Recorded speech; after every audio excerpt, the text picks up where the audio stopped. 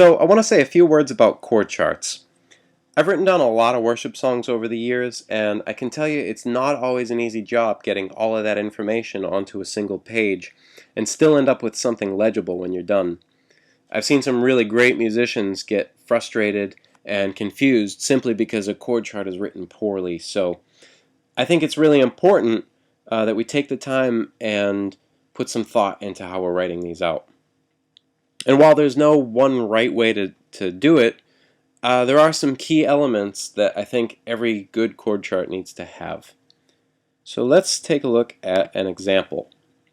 We start out with the title. Make sure that's bold and big enough that you can read it, but not so big that it's taking up valuable space on the page. About 16-point font is just fine. Next is spelling. Especially if you've gotten your lyrics off of the internet like I like to do, they are oftentimes riddled with typos, spelling errors, sometimes an entire word or phrase may be incorrect. So just check it for accuracy, double check it, and even once you've done that, every once in a while you'll still end up with a typo here and there. But do your best to get rid of them. Capitalize things that need to be capitalized. Don't capitalize things that don't need to be capitalized. Words like God, Jesus, you, your. Let's make sure that all of those things are capitalized. I always feel a little blasphemous if I forget to capitalize even a your. It's just nice to show that respect when writing out charts. It may seem like a trivial thing, but it's important to remember who we're singing about. So take the extra minute and make sure those are correct. Punctuation, most of the time you don't need it, and it's just going to be one more thing on your chart, taking up space, making things look messy. A lot of people like to have commas and periods and exclamation points at the ends of every line, and it's just unnecessary. So leave out as much punctuation as possible. An exception to this rule we can see down here where we have two sentences on the same line. Obviously you need some sort of punctuation to separate those two. Next is your font. You're going to want to use a sans serif font. And if you don't know what I'm talking about, here is an example. This font up here has serifs, which are these decorative tails and flags that come off of the stems of the letters. Down here you can see an example of a sans serif font. It's just a little cleaner and a little easier on the eye. They've actually done studies and shown that the sans serif fonts are easier to read on the printed page. So for that reason, I use them in all of my charts. Whatever I can do to make things as easy to read as possible is a good thing. So use a font like Arial, Calibri, Tahoma. There are a lot of great fonts that don't have serifs. Pick one and you're good to go. Once you have your font, make it as big as possible on the page. Again, leave your title around 16 point, but all your words and chords and directions, once everything is on there, make it fill the page. Don't leave any space wasted. The default for Word documents have these giant margins all around, so I like to go ahead and just shrink those, and that gives me more room on the page. And oftentimes it's the difference between being able to fit 14 point or having to go down to 12 point. You shouldn't be going any lower than 10 point, and really you're only using 10 point if you've done everything else to try and save space. 10 point font is going to be a little tough on the eyes unless the music stand is really close to you. If you're a guitar player and you like to stand a little far back from the stand, or you like to move around a little bit, it's tough. If you've got some older members on the worship team, it's also 10-point font is really hard to read. So try and stick with 12 or above. Next, Make your chord symbols bold and your lyrics not bold. This is something that you'll see done on a lot of commercially available chord charts. And I think it's just a small thing that helps you distinguish very quickly and looks very clean, so I think it's a good thing to do. Next, space each section apart. If you just have lines and lines of lyrics and you can't distinguish a chorus from a verse, that's a problem. Make sure you've got room, and just glancing at the page you can discern each section. Also make sure they're labeled. You can label them above the section, but what I've found is most charts end up with a lot of wasted space horizontally.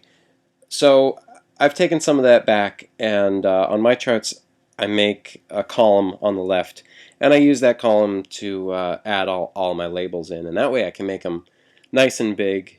You can identify each section very quickly, and so when you have an instruction like to chorus, you're not hunting around on the page going, well, where is the chorus? There's no mistake where the chorus is.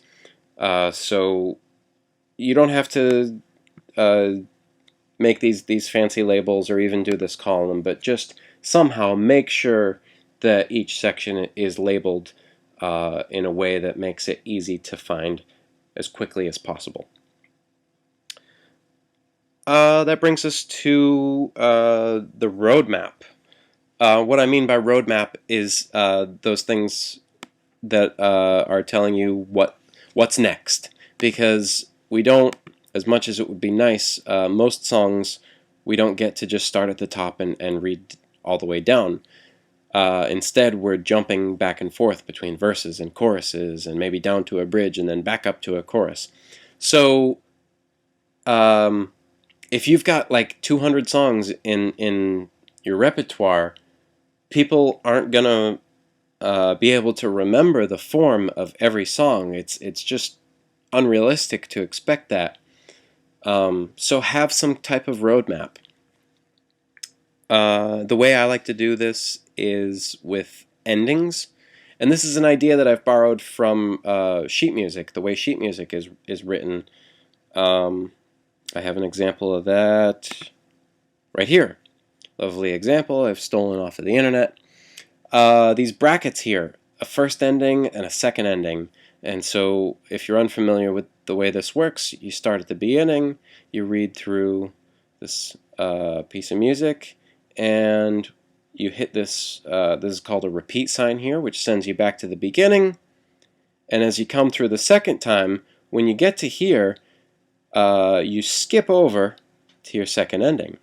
So these repeats and these endings are a way to avoid having to write out the same part a bunch of different times, and it gets a lot of information into a small amount of space. So I've used this idea on these much simpler chord charts, and just have endings here. You know, you play through the chorus the first time, and you play through the first ending to the chorus, and then that sends you back to the verse, and you're just following the directions. They're there. They're easy to read in real time. They're not. I've seen them off to the side. Sometimes people will just write on the side, you know, the form of the song: verse, chorus, bridge, verse, chorus. And that's useful, that's good, because you can look at it at the beginning of the song before you start playing and get an idea of what to expect, but it's really difficult to read while you're playing the song, because you're over here reading the chords, and then you have to look over on the side and see what section comes next. This way it's very linear. You're reading just down the page and following the directions. So I find these endings work well. If you like that idea, use it. If you've got something better, great. The point is to have a roadmap that is going to make sense to your band. All right.